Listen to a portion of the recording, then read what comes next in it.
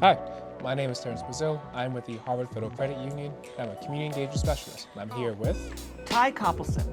I'm also a community engagement specialist, and we are very excited today to bring you tips for financial success.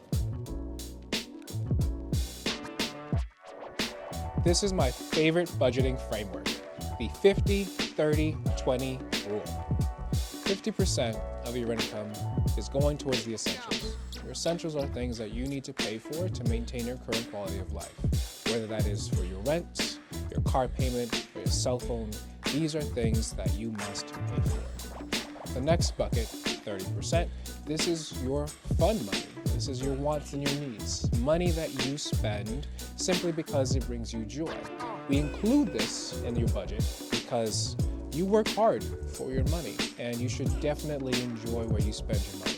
And if your budget's too restrictive, you're not going to stick to it. The next 20% is for savings, whether that is for long-term savings or short-term savings. It's important to include some level of saving for your future. Let's talk about financial goals. Financial goals can be very difficult to figure out the best way to start saving for these long-term goals. Let's say, for example, you're trying to save $10,000 for a long trip or something like that. Well, it can be really hard to conceptualize how can I actually save up $10,000? Where do I even begin? The first tool we like to use is called a goal gradient.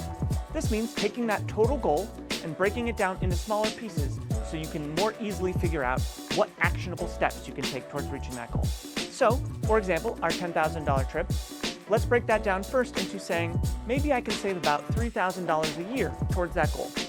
From there, we can take that $3,000 a year and break that down even further into $250 a month. And suddenly, it's much easier to conceptualize how you can start taking steps towards that goal.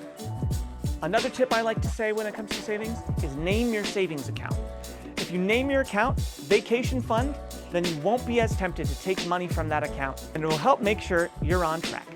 Next, let's take a look at most people's biggest expenses: housing, transportation, and food.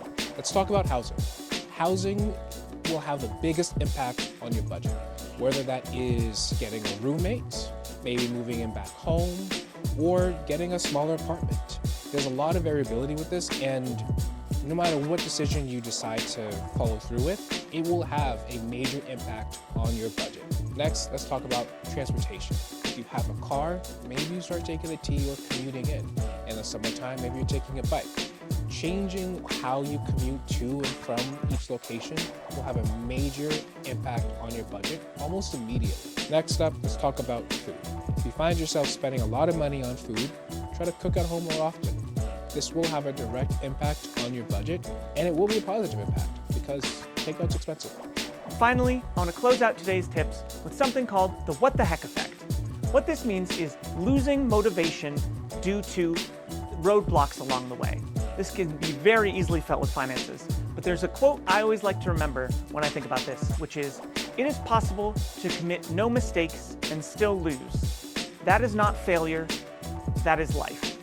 And basically what that means is that in our life path, there's always going to be stumbles, there's always going to be roadblocks that keep us from reaching our goals, from being where we want to be, whether those are outside influences we don't have any control over, or our own personal failings.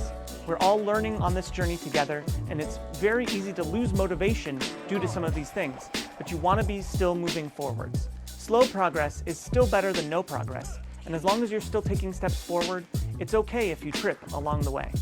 Just remember that you're always getting better, and by spending some time watching this today, you've taken a step towards improving your financial wellness.